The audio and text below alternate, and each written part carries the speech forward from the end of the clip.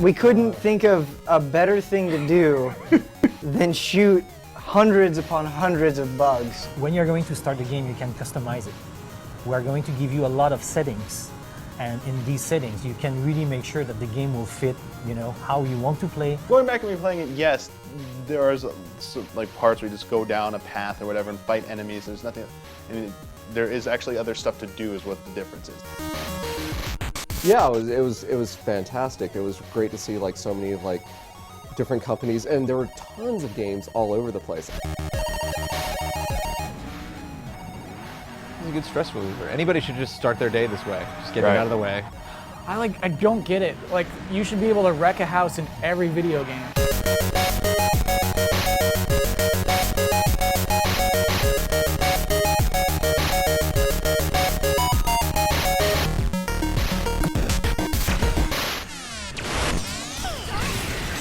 I've been here 6 or 7 months, and it is the only game that has ever made like a group of 5 people stay 3 hours after work just to keep playing it, which I think is pretty impressive. It was a Friday night even, wasn't it?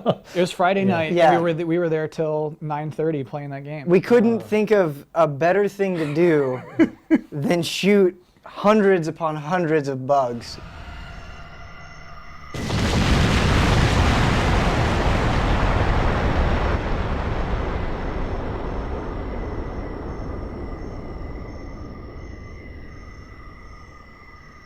The enemy is unscathed. Should we explain what Earth Defense Force is? Absolutely. There's not a lot to explain. Yeah, you defend the Earth. Yeah, you are Earth defenders, aliens which take the shape of bugs and robots and dragons. There are 85 levels. 85 is a big number.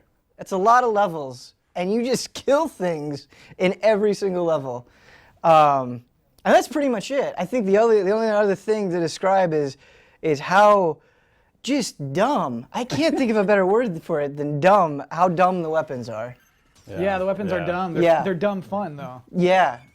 Like, what was like one of your favorite weapons? Because there's so many to choose from. The weapons are basically the reason me and Justin kept playing, is you get a weapon, and you're like, oh, I got to see what this does. Then you're playing a level, and you see what that weapon is, and it's so much fun. My favorite, I think, it was the sniper rifle. What was it called? It was a Japanese-sounding word. The Raijin. The Raijin is so good. One shot. Because we'd hop into those things that are moving bubbles, and we would hop in through the shields, shoot it once, it explodes, and then fly back out. Off, It was so much fun to like find that weapon, and you felt so good for having it. What in the world happens when the giant insects evolve?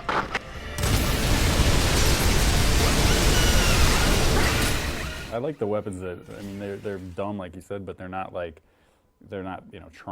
clever dumb. It's not like like a boxing glove with spikes on it or something. It's just like a unicorn farting rainbow lasers out its ass, or it's just like pure glow. You're just shooting this ball of glow. It's like if the guy just went home early that day when he was making the effect for that gun. It's just shooting glow, and then it just explodes like everything. One of my favorite moments is I started a level, and within the first 5 seconds I saw a row of semi-trucks. And I just was like, I'm gonna shoot all of these. And before I did anything, I blew up every single semi-truck in a line. Like, I would just blow up one, move on to the next, blow up another one. And it's like, thank you. Thank you for letting me do this. It's so much fun. There was one gun I would fire, I think it was the Raijin, that would just freeze the game. No, the monster. There was the monster. It's a sniper cannon called the monster. And every time you pulled the trigger, there was a chance it could, It would freeze the game for like a full second, and then things would pick up again. It was like fun to like wreck the game like that. But I feel like they made a decision where they're like, okay, if we make this weapon that kills everything, it's going to destroy the frame rate. Yeah. Okay, put it in. Sacrifices have to be made. Buildings have to be leveled. Frame rates have to be wrecked, right? You got to do what you got to do.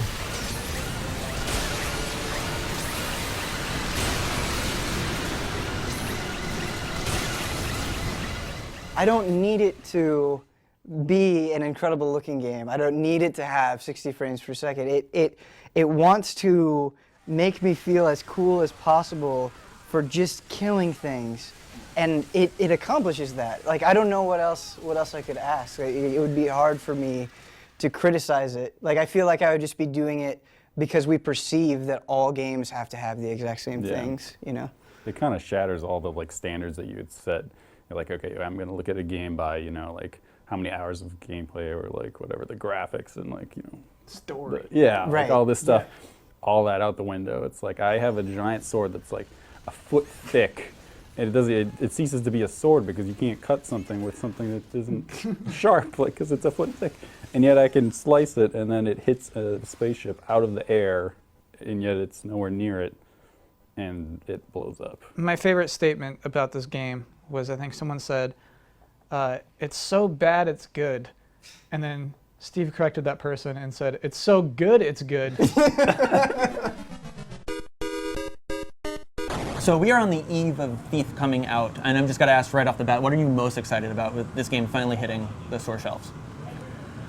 It's finally done. No, it's been a long journey, let's say. So finally, yeah, we are very, very, very happy that it's not just us playing this game. It's going to be you, it's going to be people. And we are really happy also because we feel that we respect the legacy of this amazing franchise. We feel that, you know, if you are a 2014 player, you should enjoy the game. But if you are the type of player that you're in love with this franchise since the beginning, you should have fun also. I think we respect the gamer. How did you guys really modernize Thief, which already had all of these kind of advanced concepts back then, and, you know, bring it to the players? It's been a big challenge for us to make sure that, okay, we really want to talk to this new generation of player, and like I said, at the same time, making sure that people who are still in love with this game will tell us that yes, it's still a Thief game. So how we did it, it's really by when you're going to start the game, you can customize it. We're going to give you a lot of settings, and in these settings, you can really make sure that the game will fit, you know, how you want to play. Do you want to have a lot of clue on screen, or you just want to have the game, no HUD, nothing? It's really, really flexible. This is how we're going to talk to all these generation of players. What would you say Thief's kind of showpiece, little gimmick, little novelty is? Personally, I really like we call it the swoop. It's really something that it feels good to do. Exactly, and it's really flexible. I mean, it's not just in a single direction. You can back and you can avoid an obstacle. So that type of detail in the game, you're going to feel that it's respect. Again, I'm going to repeat myself a lot, but it's really important for us. I think it really respect the philosophy of Thief, but with that touch of 2014, you know, we worked very hard to make sure that you won't fight with the mechanic. And you mentioned touch, and I hate to use the word visceral, but I'm thinking about his hands in the game, and the lock picking, the feeling around the paintings for the switches. Yeah. When did you guys decide to actually have him be more than this floating camera, have him actually be a character, you know, hauling the bodies, feeling things, and that kind of almost really bringing out the sense of touch? What is a thief? And yes, you're going to have different tools, you know, the bow, for example, different type of arrows. It's really powerful. But we feel that at the beginning, the most powerful tools you can have as a master thief, it's really this, you know? It's with this you pick objects. So that's why we put a lot of attention with the realism, how you know, how precise the looks, the texture and stuff like this. I'm super excited about the hub. I love small, intimate worlds that you can know, and I've seen the levels have like all these individual pieces of loot you can find. But was it a hard decision to decide to add a hub? So how we decided to divide the game is really after each mission you're back in your hideout, and here you can visit the city. And this is where you will feel that you are, you know, above the law, you know, the impunity. You're going to be able to just walk in the city, and if you feel that this building is attractive and you would like to maybe to have a look in the building and see if there is some precious object, you can go. So it's really, you're free to do it. You're going to have side quests in the city, tons of objects to find. I mean, honestly, I'm in charge of the game, and every time I play, I cannot find everything. Honestly, the lead game designer and lead level designer, they drive me crazy. I mean, it's just impossible to find everything. In one of the latest trailers, there was a really quick shot of like zombies or ghosts kind of like poking through the walls, and some people were down with it. Our own Kyle Bossman was like, "Why does there have to be a supernatural thing?" I'm curious, what do you have to say to fans that they see that and they're like, "Oh, I didn't really think it was going to be that sort of game"? Honestly, if you watch the previous title, there is this aspect is there. So we decided to have this because it fits really with Thief. There is a lot of people are still talking about a thing. It's I have a blank. I think it's the Cradle. The name of Cradle. The Cradle. Sorry. Yeah, there's that the excellent pronunciation. level breakdown in like PC Gamer, I think, a couple years ago. Exactly. Years and ago. It's the type of experience that people are expecting from a Thief game. So this is where we said, okay, it's really part of the DNA of this franchise. So yeah, we feel that it really fits with this. When Thief was first showed to the press at GDC last year, there was a very positive response. People were saying there's no way this game could exist, maybe something was being faked under the hood, it looks too good to be true. And then at E3, when more people got eyes on it and it was a different demo, people were less than pleased from the GDC showing. I'm just curious how this kind of affected the team at home base and how it's kind of focused your shift of showing off the game to people in the remaining months before the game shipped. Tough question. Yeah, I'm sorry. Honestly, working on this project has been challenging for the team because we noticed that a lot of people, they have a specific idea what they want with a new Thief. So for some people, by having that type of gameplay, it's not possible. The other one, it's not possible to do that. So honestly, we had to say, all right, we are going to listen, of course. We're going to make sure that we are going to learn from what people will say. For example, at the GDC, we used to have at E3, experience point. You headshot and you receive the experience.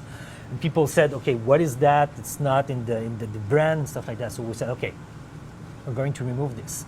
At the same time, we said, okay, we can listen, but also we have to trust our expertise. I mean, IDOS Montreal, we did it for Deus Ex, and it's been a success. We said, okay, if something that we learned from the Deus Ex team is this, trust your instinct. Sometimes you listen, and sometimes if you feel it's the way to go, please move forward and do it.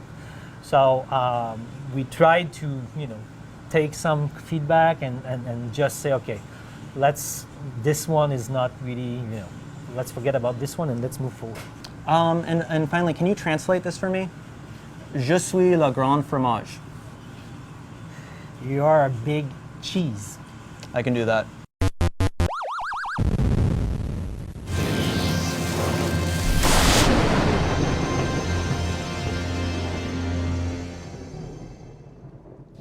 Lightning Returns just came out, and now the Final Fantasy XIII series, which has been going on for almost 4 years now, is finally over. For some, that's a huge relief, including myself. I really think the 13 series is taking the Final Fantasy name and kind of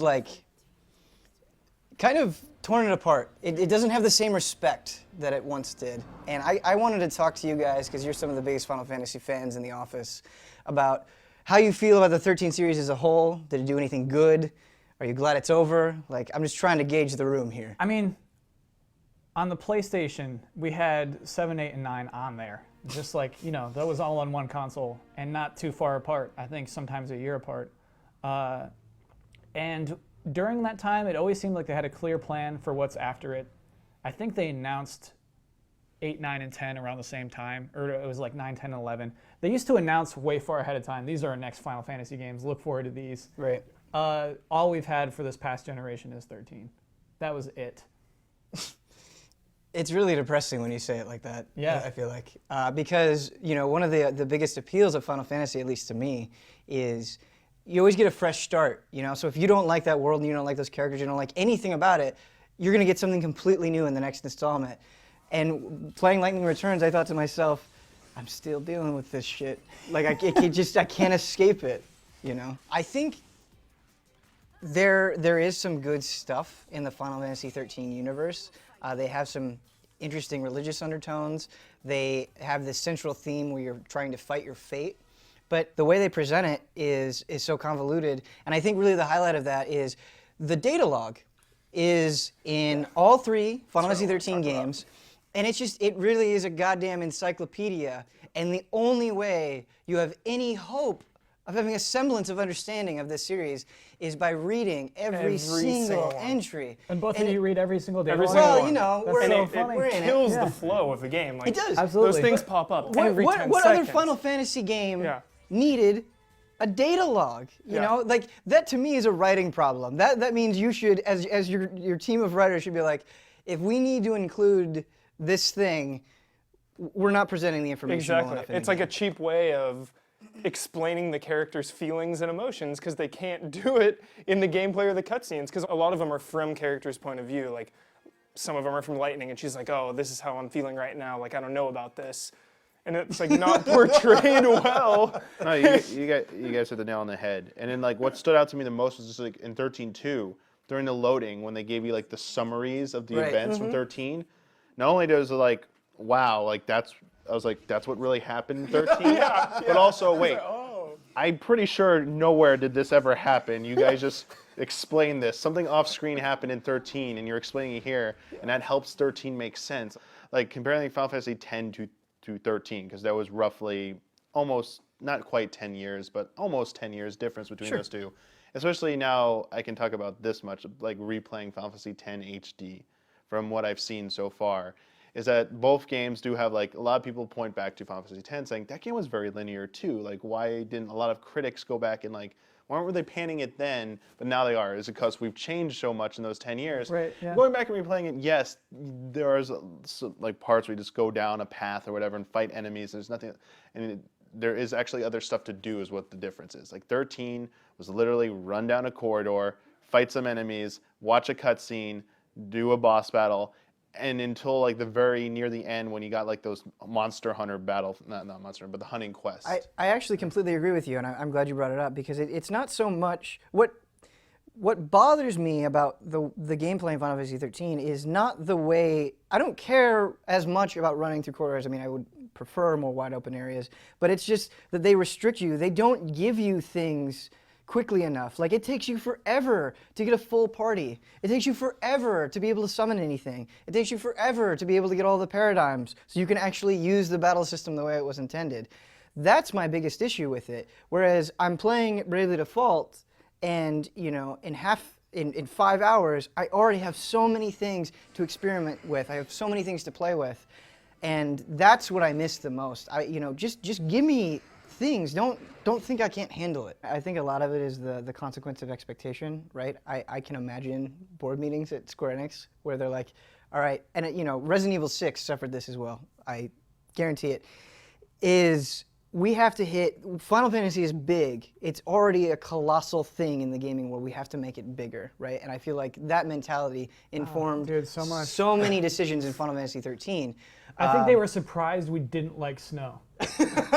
I'm dead serious. It's like, whoa, no, you don't like that guy? We made him for you. Right, cool. we studied you. Guys. This is you. We took all of you and put it into one person, yeah.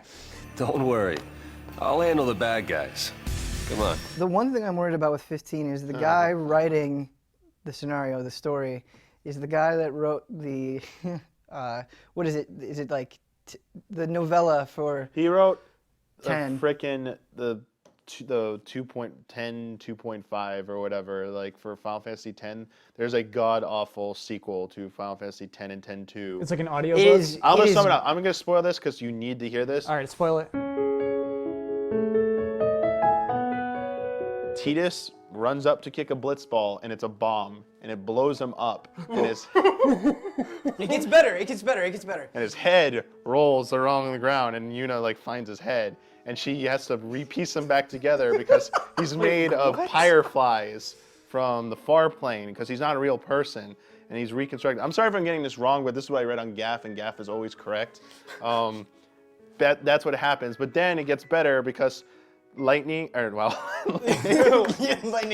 in. Lightning strolls up. She's everywhere. No, Tidus and Yuna start having relationship problems. While And there's she's assembling him? No, after they've recovered, like they grow Okay. distant. And there's a part where Tidus is worried about, there's a new war, I guess, And Tidus is worried about performing in battle because Yuna is dressing too sexy and is distracting him from fighting in battle. So the guy who wrote this is writing 15, and it's really bad. I'm still gonna look forward to 15. No, I Like actually totally Ryan hear what you're Stevens said, I want to make a website where MOBAs don't exist. Okay, so that's why I'm doing this, right? That's the best. I just want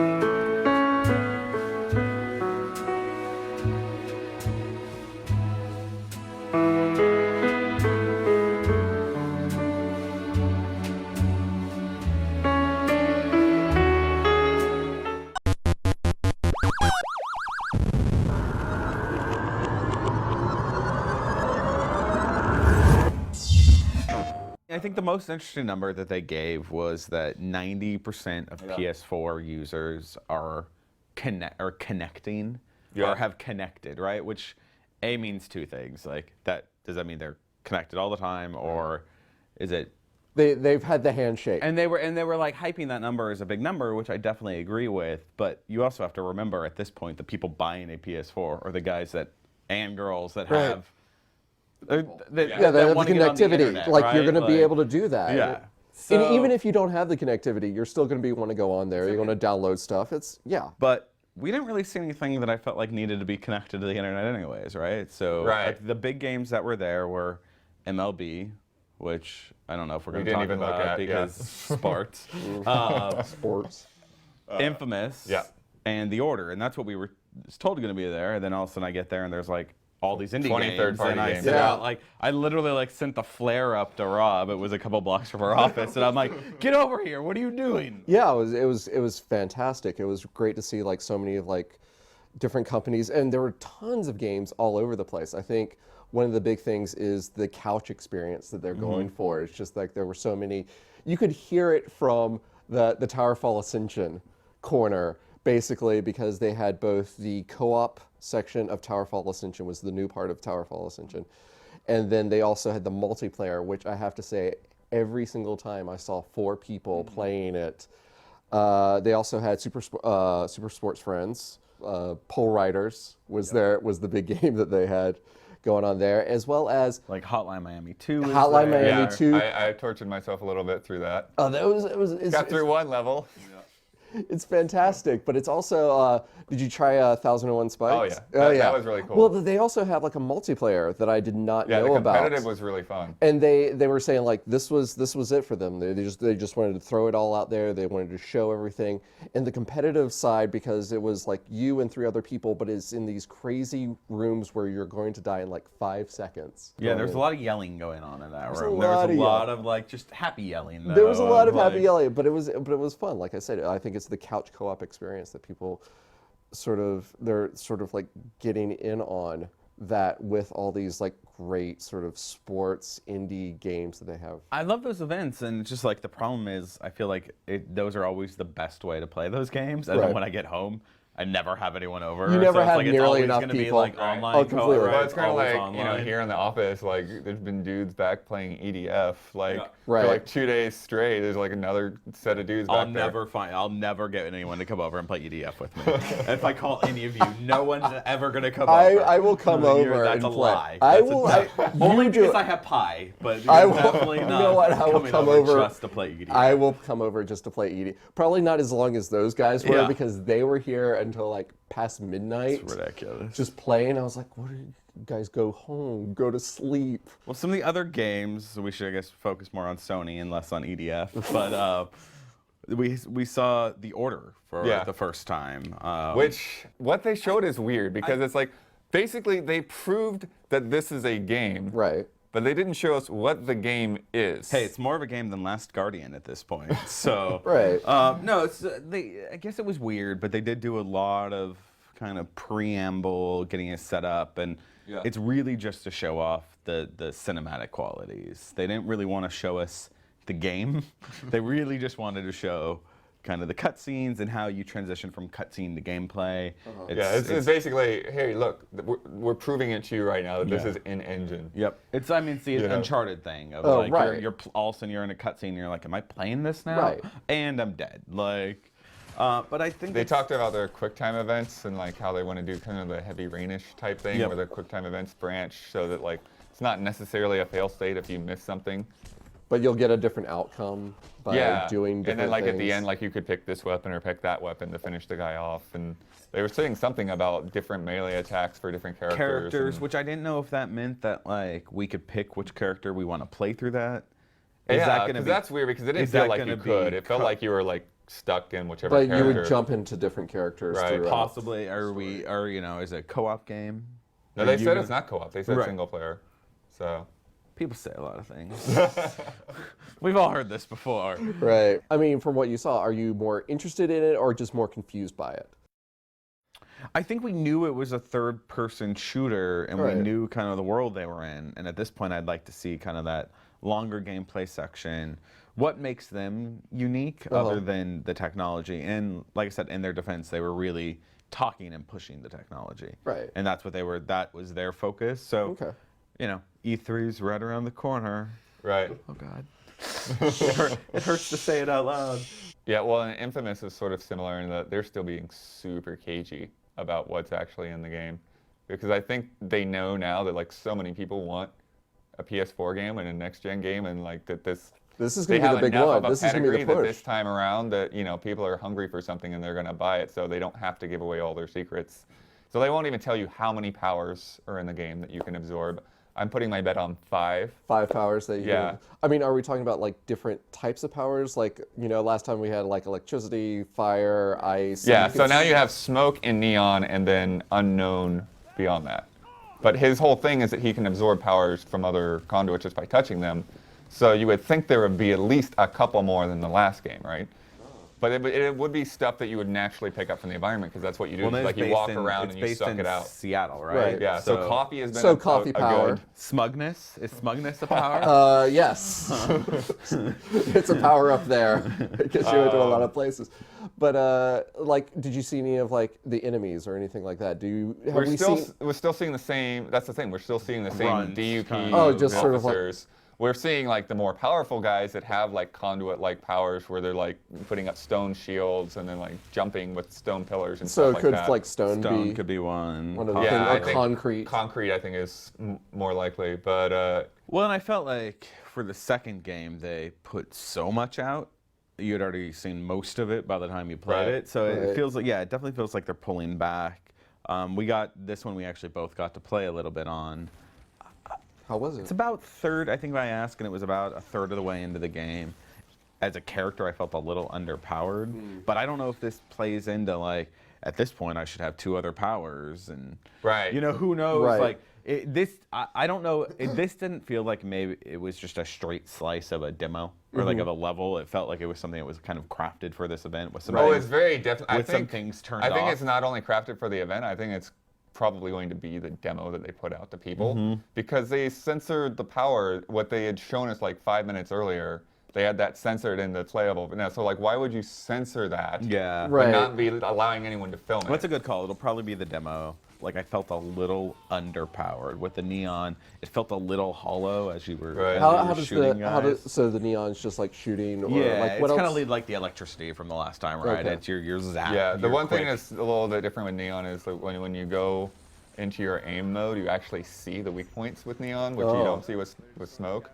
And then like your ranged weapon is a little bit different with smoke. You actually put out a smoke bomb, and then you have to go up and like incapacitate the guys as they're choking.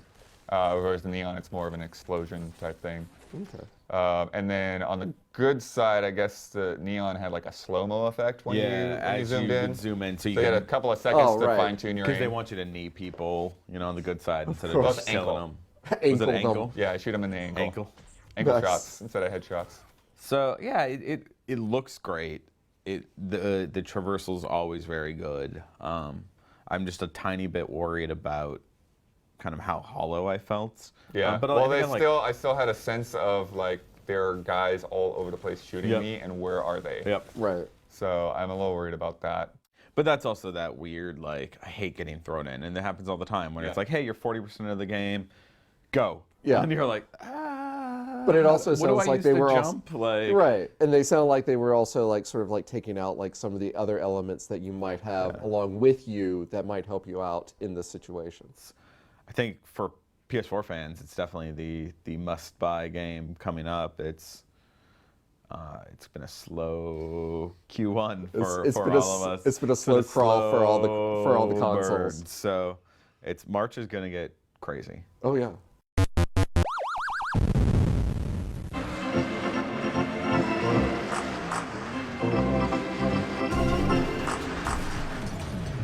So this is next car game, and just so everyone knows, we've kind of set this up with as little exposure to Kyle and Brandon as possible. So Brandon is driving right now and just getting his feet wet, so to speak. Very heavy. Yes. It reminds me of the original Driver. So just to set things up, I'm a huge fan of Flat Out. I played a ton of that first game. I remember the original Flat Out was a huge GT success story just in the office. Oh, no. Like everybody really loved that game, and lots of people came over and were passing around the controller and playing it. These guys, Bugbear, they shopped this game around, and they were told by a bunch of publishers that nobody wants this kind of game anymore. So What do you mean by this kind of game? I don't exactly know, but I think destruction and maybe non-licensed cars. I'm not entirely sure. But I think we need this kind of game. This is freaking awesome. A racing game where physics is everything, I think, is essentially the pitch. Like that's what I thought. Flat Yeah, Out I mean, was. if you can use your right thumbstick and look at the side of the car there, I mean, you're starting to get some real damage going. Oh, there you go. But then I just knocked you Thanks off the a lot. road by Thanks a lot. asking you to do that. Sorry. Well, I wasn't planning on winning this one, so. Right. I think you're doing okay. Cal's got to deal with this. Look at that, that's so cool. Oh yeah, stuff. Everyone's flying around already. Oof. Oh, you said you could go through those. You can. Oh, the ones that aren't metal, I guess, Yeah. maybe. Oh, watch out. I'm good. Yeah, the thing is with this kind of races, that the beginning of the races always feels like it's the best because everyone is just piled on top of each other. It's kind of fun. That guy actually made a legitimate effort to evade you. Yeah. Oh, billboard. I love that. No, I like to go to oncoming traffic. Oh, right. Well, there goes your Yes! whole front end. I'm ruining the race for everyone else. Total wreckage. But yeah, so actually I will try to make an attempt First at this. person. Oh, good luck. Takes a left turn. Oh, you just. Oh no. I'm normally not a first-person driver, but this is pretty great. You gotta admit. This is chaos. First-person demolition derby. The guy's upside down. Here's a wall. You can kind of go up this guy. But you see, I'm already pretty gnarly here. You can see the guys that are wrecked because they're smoking. Yeah, love that. And then I think you're good to go. Takedown. Yeah. Nice. I think you're good to go as long as your engine is okay. Your Yeah. front's As long as you real can hurt. drive. My front is pretty bad. Oh, look at your front There's no tire. engine in there. This is a technology sneak peek. And this is a separate thing than the pre-alpha. This is where things get fun. So Thank goodness, because I know Kyle has been having fun. All right. So essentially, How would you get have any this work done if giant you were making playground, this and I'm going to zoom out here real quick. And this is made to just test out their physics engine. There's all kinds of fun props out here. Yeah, the All giant kinds spider. of crazy I love that. stuff. Yep. But yeah, look how bad. Can you repair it too? Yeah, I can do that. All right, so we're going to go up here. Yeah, this looks good. Yeah, I want this. Oh, watch out, Bloodworth. No. That's terrific. Go up that ramp. Come on, Blood, do it. Here we go. Here we What are go. you Here we go. waiting Here we go. Here we go.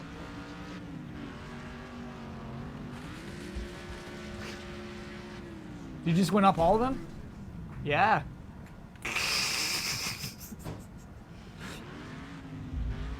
Thunderdome. Oh my gosh. Why? Like, why did it? This didn't. This took time to make. You know what I mean? You're good. You're still alive. It's a little bit of a test of skill here. Oh, well, never mind then. So is there still a lot of mystery surrounding this game? I mean, if they have this and they're letting people play this, I'd be tempted to be able to build something like this. Like, have they ever had any kind of editing software in Bugbear games? I don't know, but yeah, I would think that something like this would definitely lend to having a created, create an arena, create a setup, like have this piece link into that piece. So yeah, you would hope they would do something like that. This is like pure Hot Wheels right now, exactly. Yeah. Yeah, and then like have that cannon go into like one of these, sets of barrels, and then set up some points to go with it. I could see that on the cover of the game, pure Hot Wheels. Well, the thing that's interesting to me, because this is basically like an arena to like test physics and things like that. Yeah. So what's interesting to me is that like a lot of that stuff that you smash through, like those barrels that you went through, like you didn't just like scatter a bunch of barrels, like those all had weight and they started like damaging your car. So that was pretty cool. I did it. Nice. So yeah, so like Let's go Kyle, if you smash want to some go over houses. here, you can just run into these houses. Uh-oh. Oh. There you go. What button was that? And see, like this, that's got weight to it. You don't just run it Yeah. over.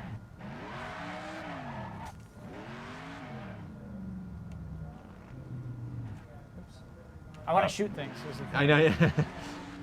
Let's do this. We'll take a look at that in a little bit. Nice. Yes. Just like this is more fun than racing. This is way more fun than racing. So yeah, so that's the difference between tires and concrete and barrels, right there. And houses. This is a good stress reliever. Anybody should just start their day this way. Just get it Right. out of the way.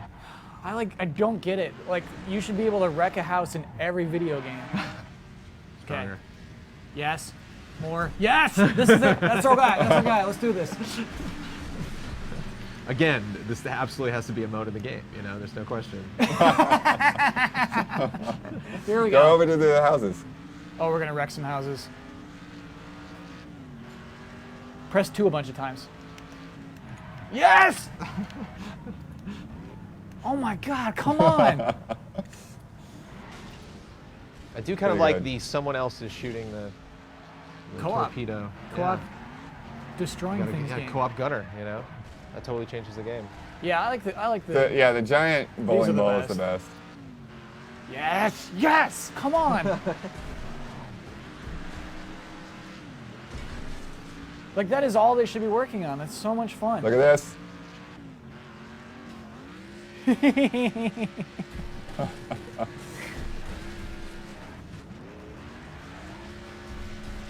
See, I think we're just in time for these consoles to be able to record themselves. So, like, can you imagine, like, the replays Right. and the highlights of, like, millions of That's people so playing cool. this game? That's not even a car anymore. Oh, boy. What is that? It's like a Tetris piece. This is it. We're getting to the core of humanity here. All right. It's really just this simple. All right. What, here? Over here? This way? Yeah. Sure? Do a good job. Here we yeah. go. Oh, yeah. And then How do I get the camera hit out? the Y button. And then you can hit it again for free mode. Oh, I can do better than that. Come on. All right, fine. Let's do this. Let's do this.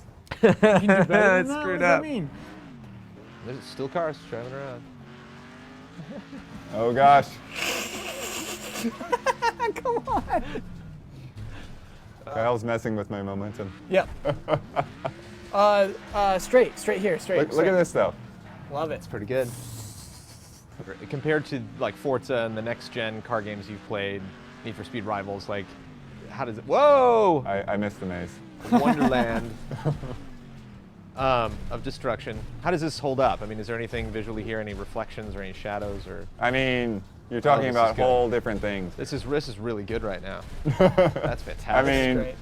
Forza and Gran Turismo don't do anything like this, but of course it's not trying to do what they're doing either. So yeah. But is there anything that they've talked so about? I Wow, think you're not even I a think car I'm a anymore. chunk of metal with a wheel left. Just a spinning wheel's tire. still going. Here you go. Got you, buddy. I got you. Get in there. Get in there. Delicious. And it's all good. All right, let's do that ramp. Here we go.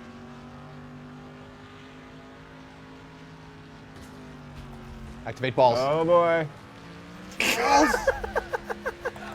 Well, they're gonna come down soon.